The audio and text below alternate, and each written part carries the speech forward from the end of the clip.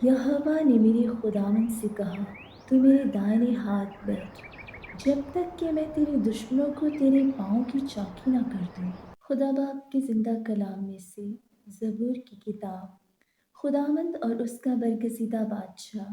ज़बूर 110। दाऊद का मज़मूर।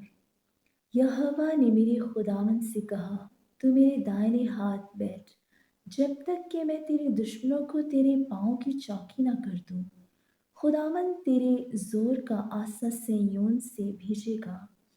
तू अपने दुश्मनों में हुक्मरानी कर। लश्कर कशी के दिन तेरे लोग खुशी से अपने आप को पेश करते हैं।